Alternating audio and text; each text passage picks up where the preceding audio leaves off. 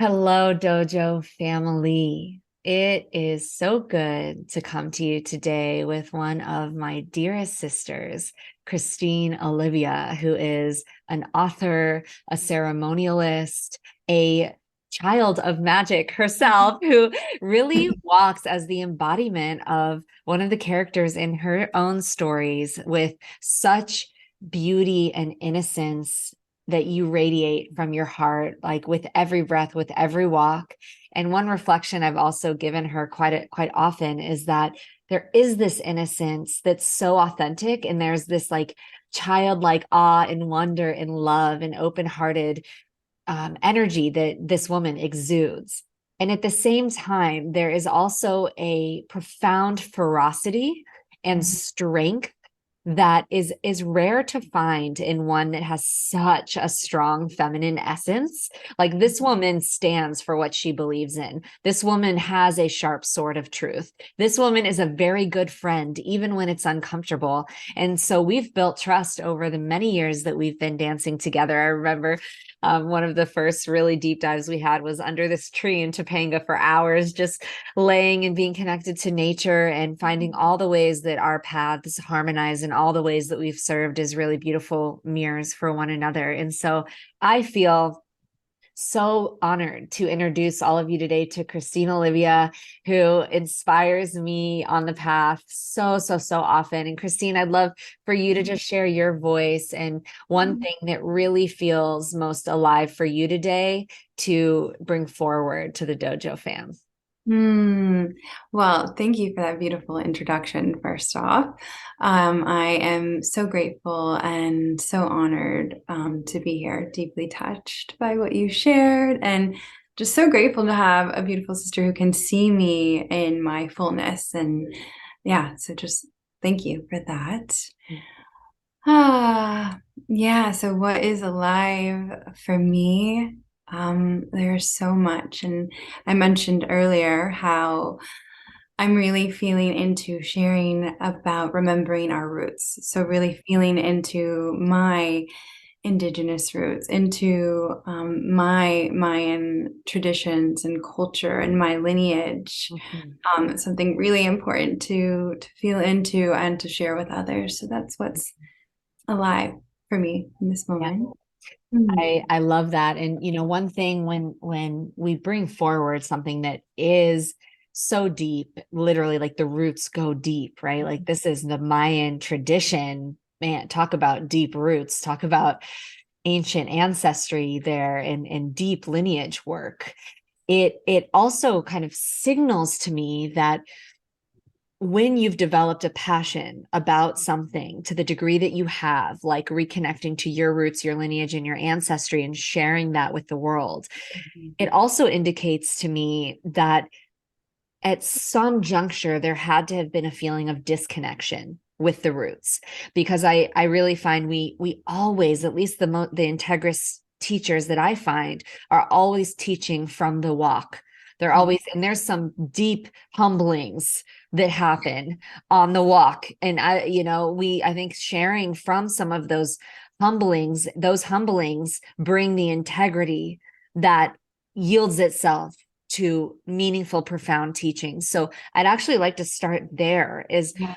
where we've actually never talked about this. So where in speaking to your passion for lineage and roots, where in your own life journey did you feel disconnected from your roots? How did that look and how did it occur? So fully, completely disconnected from my father's lineage because he had abandoned me when I was a child and really wasn't in my life at all. Growing up, I think I had maybe met him a handful of times, and we had communicated through letters. And then he took his life when I was 22. And so that was incredibly jarring, traumatic to my system. And I felt like I'd never get to know that part of myself. I felt I lost a part of myself, and it was very fragmenting. However, then I was introduced to Mayan cacao from Guatemala in ceremony when I was in Bali. And, I was learning about yoga teacher training, which was beautiful.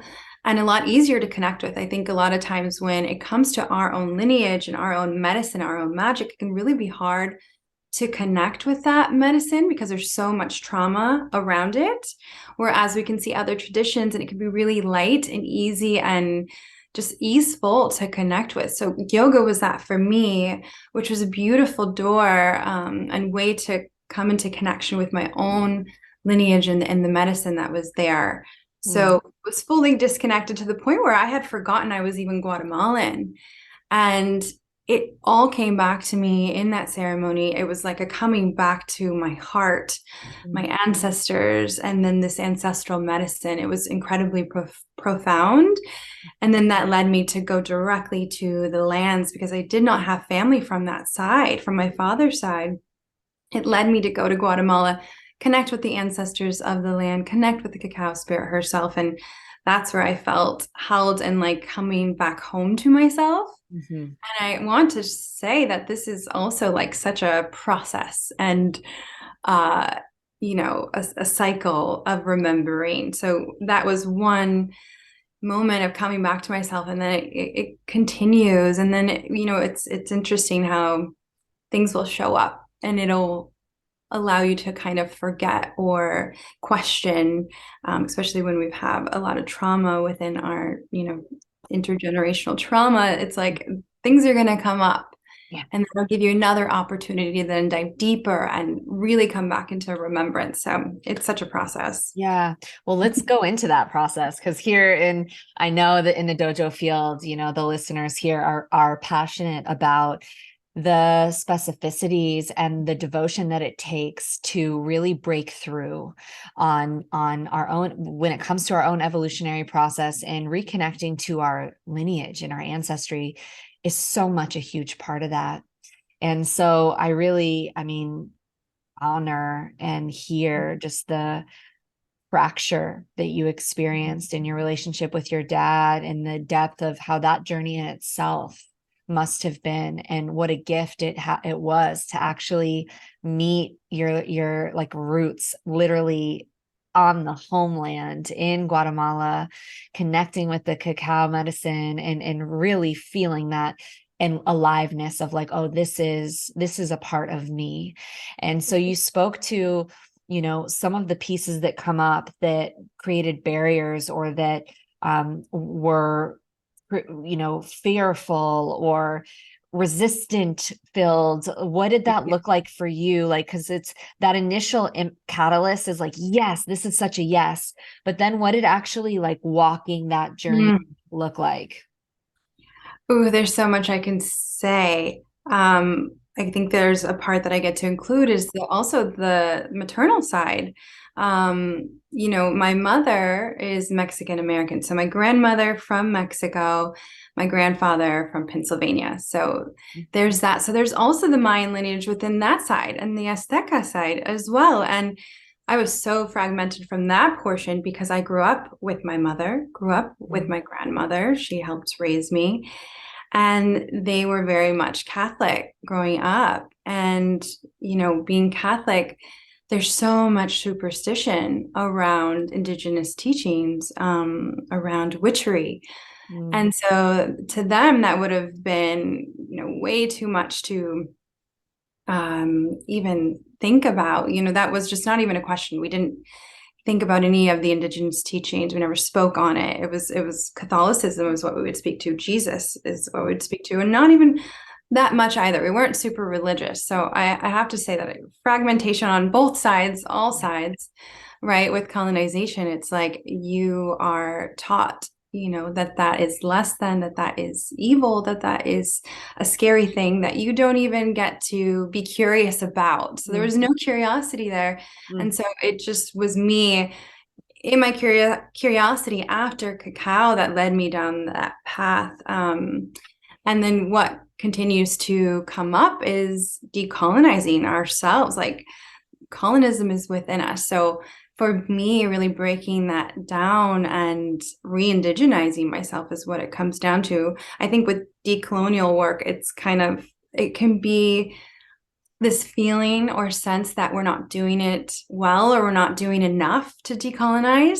And so what I really like to speak to is re-indigenizing, which is a remembrance, a reclamation. I'm reclaiming my roots and my magic, Mm. um, reclaiming this part of myself that is pre-colonial, that is before, that is of the wise ancestors, that wisdom that is connected to all that is, to the cosmos, to Mother Earth, to all of nature, to each other, to the animals, to the elementals, to all things. And so what that looks like for me is remembering that, yes, I have the elders that I can go to and my mentors and my teachers, and knowing that that wisdom is within my bones and my body and my DNA. Mm. And so coming back to my spirit, come back to my truth, to my soul, knowing who I am. Yeah, that's what it looks I had like. chills so many times as you were speaking, just really feeling like it's almost like rewilding. Like we Yes, all have points of yes. origin that are beyond conditioning, that are beyond culture, that are beyond the fearful judgments of any family members that may have been through that have likely been through their own indoctrinations. And we're really stripping away the layers. It's not like adding, it's actually stripping away the layers of illusion in order to reveal the truth of who we are and who we've always been, and the truth of our bones of and our bodies of the earth. So the earth that you come from. And so I'm curious, you spoke to the cacao ceremony actually activating a huge remembrance in you. Once that happened, Mhm. what how did the pathway unfold? Like what was your journey like in engaging with teachers? How, I know you've spent a lot of time in South America to really connect with the land. How did that path unfold where it actually has redirected a lot of your offerings, your service, your voice, your writing? Everything that I see you doing is really coming from a stand for your roots and a stand for the women and men of Mhm. similar heritage to find their own empowered, liberated, Mhm. grounded expression, which takes courage, right? To Mhm. cut through all those layers. So what did it take for you to continue to peel back all the layers and face off with the fearful conditioning of the culture of the family? And then how did the path actually unfold for you to arrive in a place now where you're teaching, doing sessions around Mayan readings, and you're facilitating cacao ceremonies, and your writings are representative of the indigenous women of your culture and of your land, and like there's so much that you're representing now here. So for the people that are just arriving into a reclamation, what can you describe your path as an invitation? Yeah, absolutely. So it was finding teachers that really spoke to my heart and really resonated, and through trial and error. And, you know, it took, yeah, going to those lands, connecting with different elders and different teachers, and really seeing what really landed and what stayed and really resonated with an open heart. And learning and finding that a lot of our elders, are also really affected by colonization and the patriarchy. I'll, share one experience where I had one elder and one teacher who I really looked up to, who was a female Mayan elder, and she saw me and my expression, and it triggered her. And she didn't like it. And she did not like that I was sharing cacao. And she Mm. did not like that I was a sensual being. And at that time, I was really coming into understanding who I was and what did I want to share. And I've always come from a really authentic and real place. And my Instagram, is a reflection of that. And so it would show that I'm moving through learning about my sensuality and my sexuality as this beautiful thing. And because I'm in this body, I have been, judged for that and for my expression, my sensuality. And so it would come off too intense for her, and she didn't like that. And so Mm. I got a hard I felt very rejected, and like that was not okay. And me and my expression was not okay. And if I wanted to, share about my ancestral plant, it needed to be done in this particular way. And that's how that elder wanted it.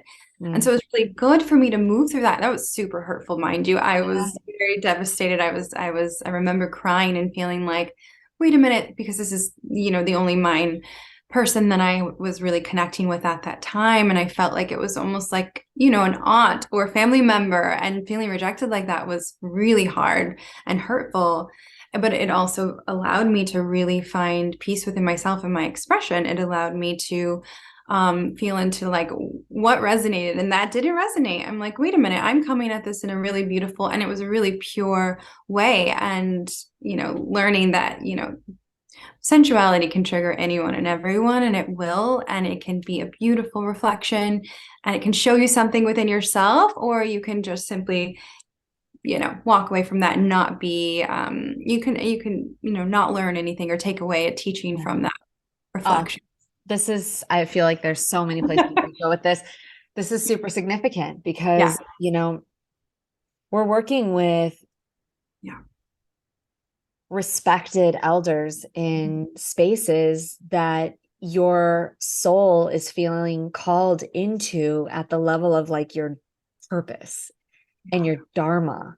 Yes. And I'm finding this on my own path as well, as I'm, have had the opportunities to work with a variety of teachers in the shamanic space. And I'm finding that there is an initiatory energy, both in working with, respecting, and being deeply humbled by the wisdom, the perspective of our elders, because they have been on this planet so much longer than we have. One of my teachers told me there's the difference between an elder and an old person is one who really stays alive at the leading edge of their life, and continues to grow and to learn and to stay humble themselves in their own evolutionary process.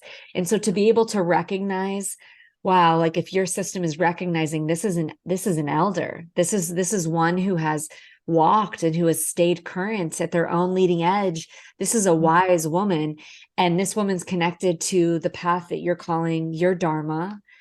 And then to receive the reflection that comes from her own humanity and her own ingestion of patriarchal systems and any judgments that have formed, which are then those form protection mechanisms and all of the constructs that come with that. So just as much as part of the initiatory path is humbling ourselves at the feet of elders who know more, who do know more, and who are such a blessing. I cannot even say enough how much of a blessing it has been to receive true eldership in my life. And there is, in our own journey of becoming elders over the next several decades, there will be points of initiation on the journey where there's a claiming that needs to happen, where there's a deep connection to your own knowing, that it's like a gnosis that goes beyond any external reflection. And when we start to pedestalize any teacher outside of ourselves to the degree that we would come off the mark of our own alignment and ingest a potential judgment or pattern that they may, or lens that they may have ingested, that can be a little dangerous because it's easy to do. That's where a lot of people can, accidentally yield their own authority. And so there's such a dance between being attached to your authority and being unwilling to let go of what you think it is supposed to look like, which is, can be borderline on arrogance and actually block an individual from receiving the wisdom of the elders, who often that wisdom will crack the construct that you might be attached to and cause an ego death. So we have to be like willing to be humbled and to get humble and to know that there's so much that we don't know in order to sit at the feet of true elders. And then it's like, then we got to also balance it with, wow, like on the path, there will be some elders that their teaching itself is to remind you, whether it's consciously or unconsciously. And in this case, it feels like it was potentially an unconscious teaching from this particular elder woman, that she wasn't seeing her own, judgment. And that was not in resonance with you. And the initiation that she offered, thank you to this teacher, was for you to actually discern the difference between like humbling yourself at the feet of a teacher and taking in this reflection, or actually not yielding your authority and receiving the truth of what is a part of your path that may not have been a part of hers. And even potentially your receiving of your path may become a powerful kind of pattern interrupt for her, So this journey, like, it is a disruptor, and you being able to own, I would love to talk about this, the disruptive energy of being a young, beautiful Mayan woman who's embracing her sensuality and sexuality, and giving herself permission to liberate and fully express that energy. What has that been like beyond this experience you had, which I really honor and acknowledge, that you stayed in your truth and did not yield the truth of your process of exploring your sensual expression, while also still receiving your dharmic path on the Mayan tradition, with the Mayan tradition. So when it comes to the sensuality, how has that journey been for you? Why is it important? And what are you learning about being a fully expressed, liberated woman? Like, where do you feel like you have not been liberated in that way? And what are you learning about getting more and more free? Yeah, it opened me up. That experience opened me up to being more curious about my sensuality and sexuality, actually, and also seeing the cross between how Cacao could support me in that, because that was something that she saw as being really wrong, is what it was. And so then it brought up curiosity, and then I came to this understanding that cacao is also an aphrodisiac. So it does support us in, opening up it, because it is that heart opening medicine. It can allow you to deepen into your connection with your beloved, or with yourself, and with your own sensuality and sexuality. So I remember then going to an elder in Costa Rica and asking that question, and wondering, I mean, curious about that, and getting a reflection of like, it absolutely is an aphrodisiac. And, we giggled and laughed about the fact, and this is a woman from the Bribri tribe who was like, it absolutely is. And that is why we have so many children. And we kind of just laughed.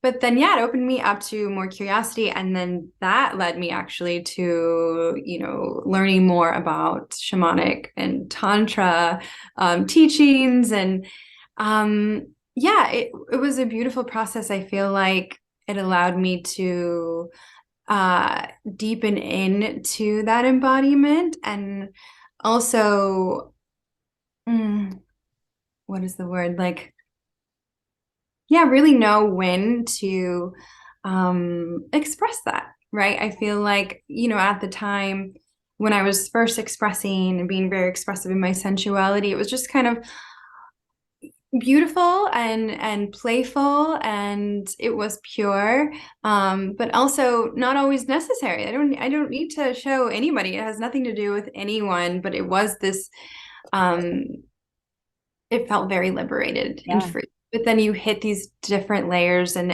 I've come to a place where, like, I don't feel like I want to share myself in a sensual way as much. And however, that is just part of who I am. So it shows up either way in different places, but from a lot more of a grounded place. I respect that. It feels like it's a process of maturation, which is something that you're naming around. We mature in all areas of our life, and including our expression of our sensuality, right? There's like, I guess in David Data's school, he talks about first stage, second stage, and third stage, right? And Mhm. so then there's, my understanding would be like, in the first stage, it's the first stage and this third stage can look very similar, but one Yeah. is about serving yourself and like kind of just claiming at all costs this liberated sensual expression, which is really important if you were feeling not liberated to kind of Yes. break through the wall and Yes. just be free with it. Yeah. But then there's like a moderation that happens where it's like second stage, it's like, oh, it's coming into balance with, Yeah. it's coming into balance. And then in the third stage, it's like, oh, and does that expression serve the world? And what is Mhm. the form of that expression? Is it serving the world through just overt and direct expression of the sexual, Shakti, fully liberated, like the juicy, yummy, melty magnetism of that can be a very direct Mhm. service and opening up a space or opening up a heart or opening up your partner. And it can also serve even if it's creating trigger, even if Mhm. it's creating contraction, like being willing to be in your fully embodied, liberated sensual expression, not because you just need to get free for yourself, but because it's the truth in the Exactly. moment.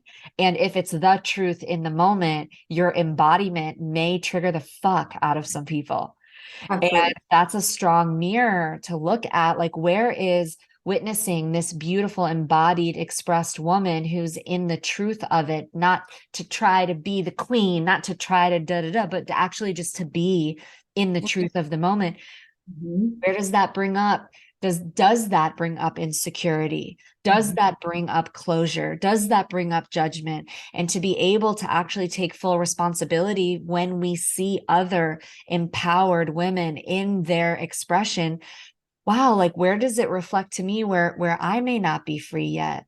Oh, where does it reflect to me where I might have some judgments about myself, or where I might like to live into a little bit more of that? Or where have I been closed? Like where is the judgment serving as a protection? Mhm. And to actually, that's the empowered inquiry. It's a much more disempowered state to be in attachment to your judgment and to be justifying your victimhood and why someone else is wrong and why you're right.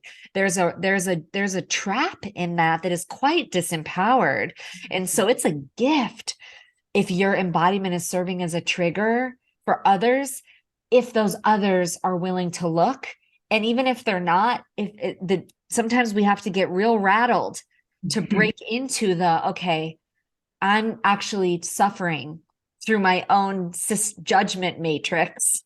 So let me look at the empowered, like, why is this coming up for me? What's going on in me that has me in such a resistance to this?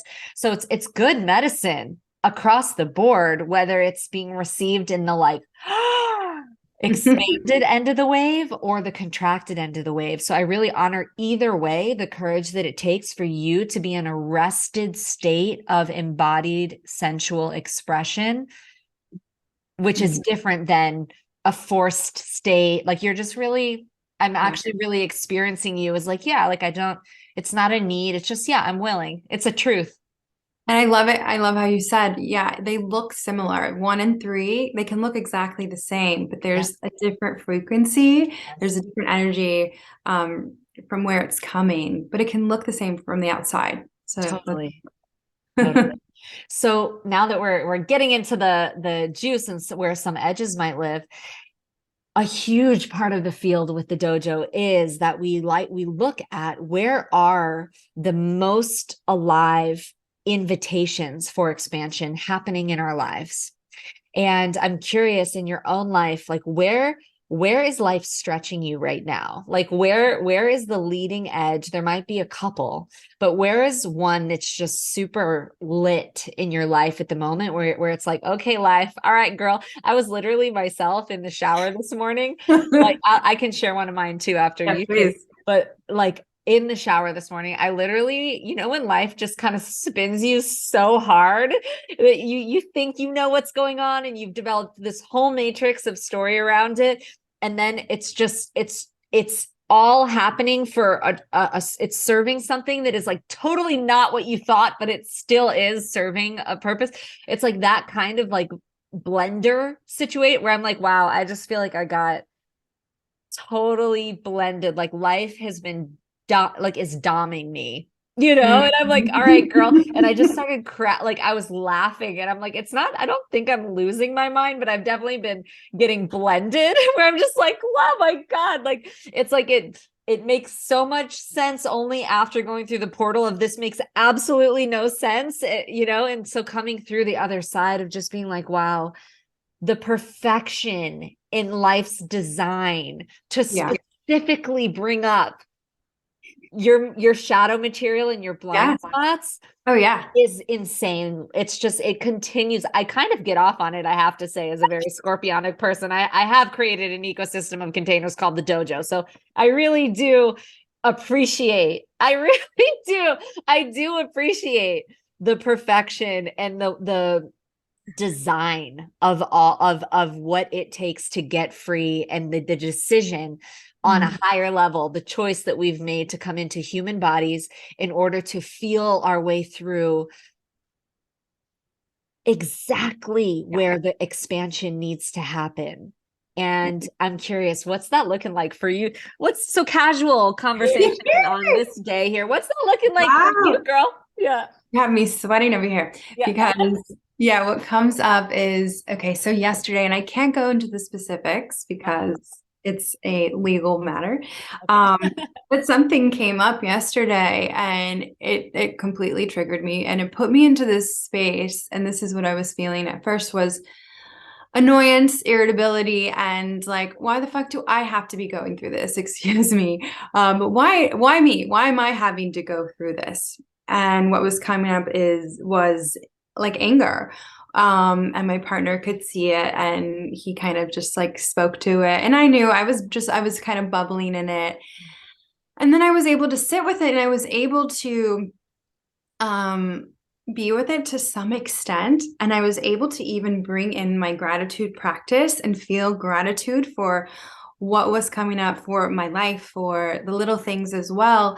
However, I wasn't like fully going into the depths of that annoyance and that anger. And so I was kind of staying at this like level space. And then it would just seep out that annoyance a little throughout the day. And this is actually only happening within the span of not even an hour, but it felt like eternal. It felt like Yeah. a long time. Um, I finally gave myself some time then to sit with it, and it dissipated once I was like really going into it. But it brought up like, okay, this is bigger than me. This annoyance, this anger, for whatever reason, whatever brought it up, because so many little things throughout our days can bring, annoyance up, let's say. But when I went into the root of it, there's like a lot of anger there. And this is one of my shadows that can come up in the past. Aries. Huh? Aries. Yeah, exactly. Yeah. Yeah. In the past, it would come up and, then you would see like my sass come up in my relationship. And mostly you would only see this in my intimate relationships. I don't really feel like go into that super fiery. I might be more passionate is what my friends would see. But that like bubbling up of sassiness, of irritability can come up and would come up in the past, and it would be this like undercurrent. And then I've been able to trace that back to be like, it's so much bigger than just me and my, childhood wounding, and the fact that I felt like no one cared about my voice and there was so much to be angry about because I was so wounded by my whatever the story is, right? We all have difficult upbringings. We all, have our stories. But then I could find that, I could trace this back to my mother who has, a lot of anger that doesn't show up, that she hasn't worked through, but it will come out at these inopportune times and be really intense. And further back to my grandmother. And then, I mean, think about the generations of women who haven't been able to use their voice, who've been suppressed. And there's just so much anger under the surface for us to explore and to play with, and to express. So for me, yesterday, I didn't need to go into a full rage. I could just be like, I'm really fucking annoyed. I'm really irritated. And just speaking to it, but then feeling it within my heart allowed me to dissipate it. I didn't even need to go into a full like rage ritual or anything. We've already been there, done that. And that is really, really helpful. But yeah, there's one of my experiences that was just yesterday. So That's powerful. It's powerful to say, like, even the part where the design of the situation brought up the aspect of you that goes into why me?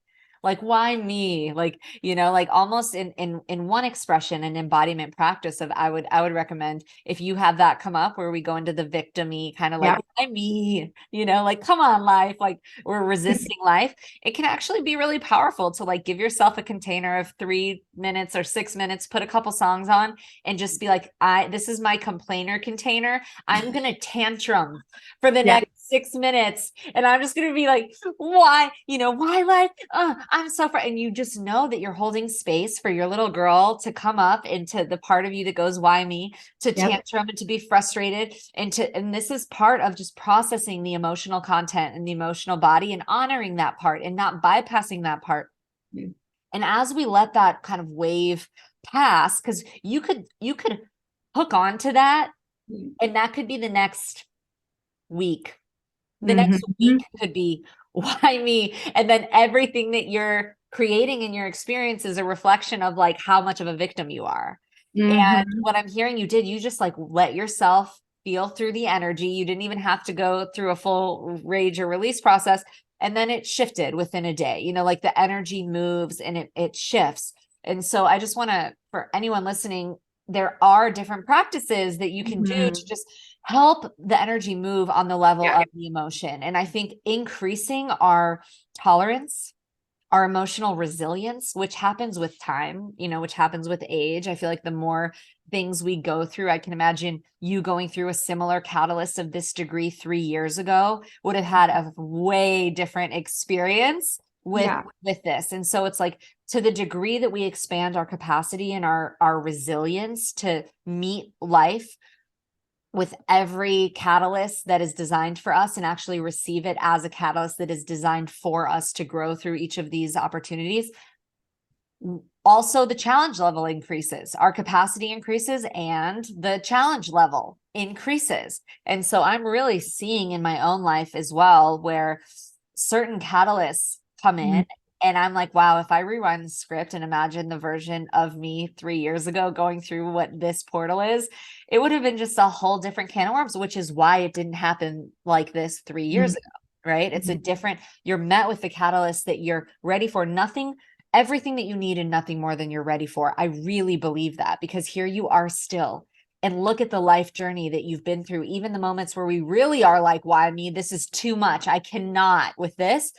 Here you are. Here you are. Here you are, still resilient as fuck, Yeah. moving through it all, right?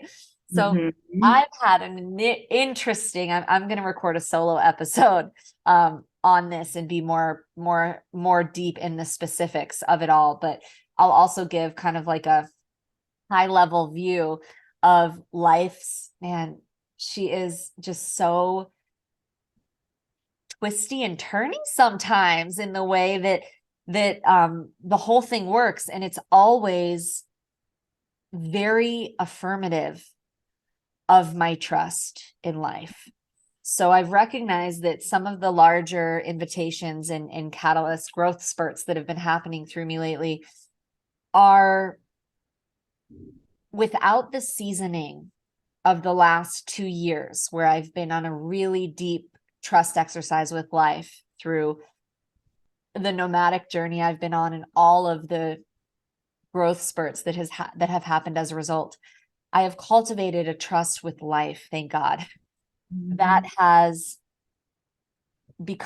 it's become foundational. Like, when something it's just like fundamental, it's like a fundamental part of who I am. And it's really interesting because even as I'm saying that, I'm like, yes, part of the lesson I'm getting is connected to how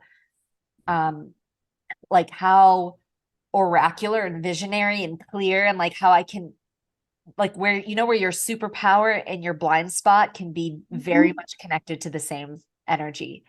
And so like I'm like, wow, I have this superpower where I can get very oracular and visionary and I create construct through story around what is happening. And then when what is happening clicks in, then why, I create a story around why it's happening. And then all signs point to that why, and that further affirms my story about why the what is happening. And then I get real on my high horse about why the what is happening. And then I get really attached to the outcome, because why the what is occurring means that this outcome is going to happen. And so I'm going to give everything I have to supporting that outcome. And as soon as I get attached to the outcome, because the what and the why are so obvious, so of course they're leading to this outcome. As soon as I get attached to the outcome, there's fear involved. Because when I'm attached to the outcome, then I go into control. And it's wild. I've been humbled hard because I just did this in a big way. And I'm going to share, this is a full episode. I'm going to share a full episode about this, but I just did this in a big way. And it is a blind spot, man. And I got the outcome that I thought was for sure why all of the what's were happening didn't happen in the way that I thought.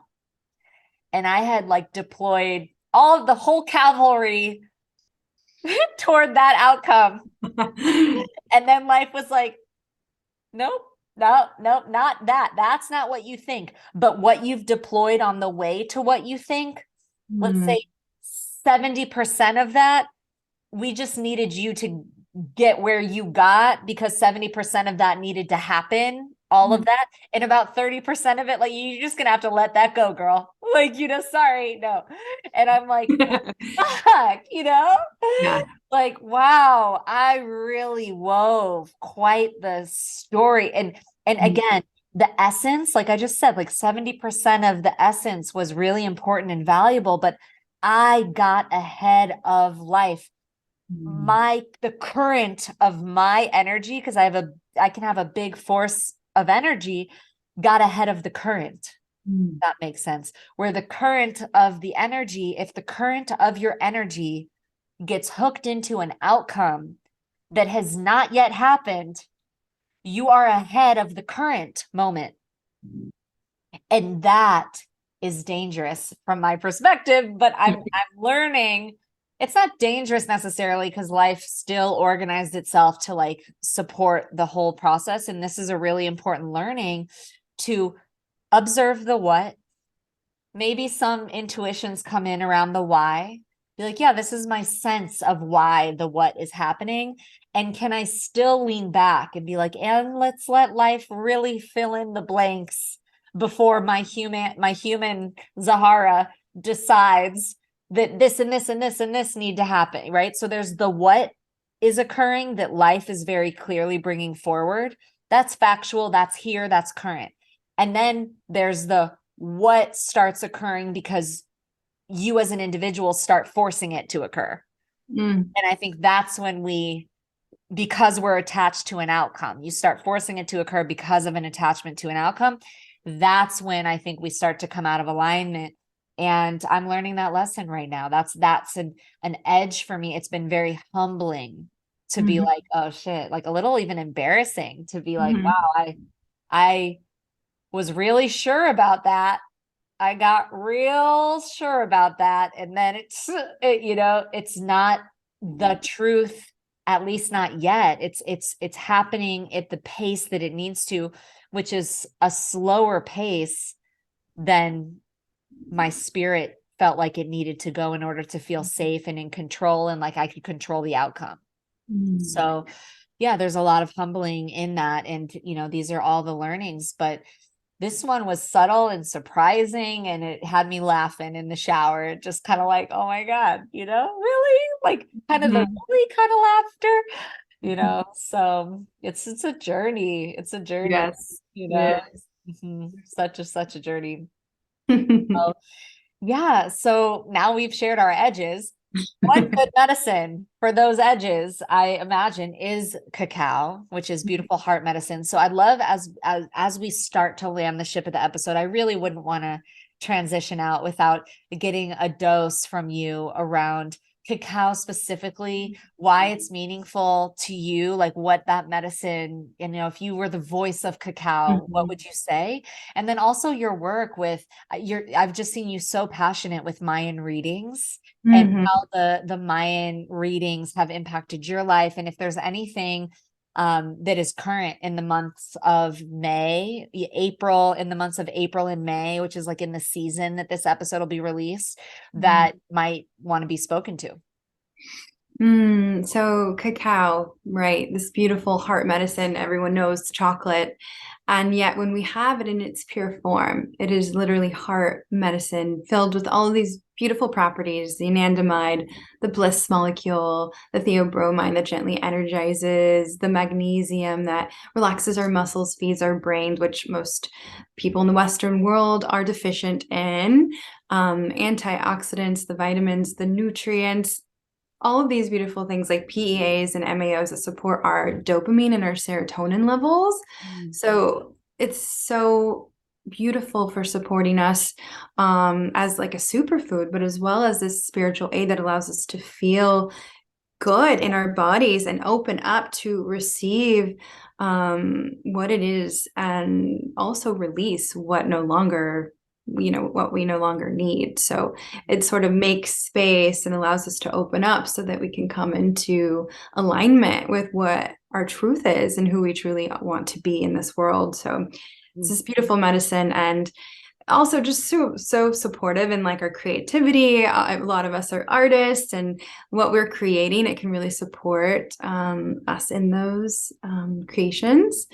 But yeah, it's very special to me, right? It is native to Mesoamerica. The Mayans knew the power of cacao, and so I'm really wanting to bring that understanding of it back to the mainstream. And I want people to stop using chocolate, because also the chocolate industry is terrible. Like, it's awful, and it's not good for you. It's bad for your health. It's bad for the world. It's bad for the people that are being used. And, there's a slave trade. There's all kinds of things happening with like mainstream chocolate, like the Nestle and these kinds of things. And so really wanting to bring awareness to like coming back to the plants in a beautiful way, working with the plants in a beautiful way, working with foods in their whole forms, and with the beautiful smaller indigenous companies that are doing this in right relation as well. Wow. There's that. So I will speak to the energy of the year, actually, because we are in and is actually the energy of the journey and of the path. And I think this year is, I think for most of us already, we've really been in it. Like, already have been feeling so much, moving through so much. It's already been, a catalyst for change, for transformation. So many people are awakening. So we are in that energy of the journey of travel. We'll see a lot of movement, I think, and a lot of change coming up. That's for the year. With the Mayan calendar, it's a sacred calendar. It's comprised of 20 nawales and 13 numbers that come together to give you a unique energy for that day, and for the energy that you're born with specifically. So we can find that, which tells you a lot about yourself, your personality traits, your strengths and your weaknesses, just support you in knowing yourself, but also knowing the energy that you have in your feminine side, your masculine side, knowing what you came in with, but also what you're going into in your eldership, just to support you in on your path, and harnessing that magic, and also harnessing the magic of like your Mayan birthday. Your Mayan birthday, there's a specific date in the calendar where you'll have your Mayan birthday, which is different from your actual birthday from the Gregorian calendar. And that is a day for pure magic, where you can come into ceremony and manifest and really call in the power of the unseen good forces, like your loving ancestors, your guides, and all of the things to manifest what it is that you want for the next year. So it's really beautiful. It sounds fun, but it's also really profound and powerful. Oh, yeah. Yes to all of that. So how can people find you in terms of, if anyone wants to do a deeper reading, what would that look like with you when it comes to the work you're doing with the Mayan calendar? Yeah, you can find me on IG, which is just Christine Olivia _ that's CH. Or you can find me on my website, which is imchristineolivia.com. You can get a free mini reading there, or I can go into an in-depth reading. A mini reading is just going to give you your Nawala and your number. Whereas if we do a full reading, I'm going to do the calculations because it's all mathematical to find your past, present, future energy, the feminine and masculine energy, also like your motivation behind your character, as well as your year lord. So just seeing what the year lord is, as well, the energy you were born with. Yeah, so it's just an in-depth reading. Amazing. Yeah. Well, my loves, I highly recommend you check out Christine's pages and explore the possibility of working with her. Also, I know you have a book coming out and you already have a book out, The Child of Magic. So I don't know if you want to share about those as well. Yeah, a child of magic is so fun for the inner child and connecting with your inner child, remembering your magic. Olivia is this fictional character, but is similar to all of us in our stories of like we come into this world magical, connected, and through the human experience, we forget who we are. And with the help of the loving ancestors, with the elementals, with the magic, we'll come back into remembering our truth and remembering that we are magical beings. So super fun, playful. It's like a playful way to connect with the inner child rather than it being like really hard and intense work.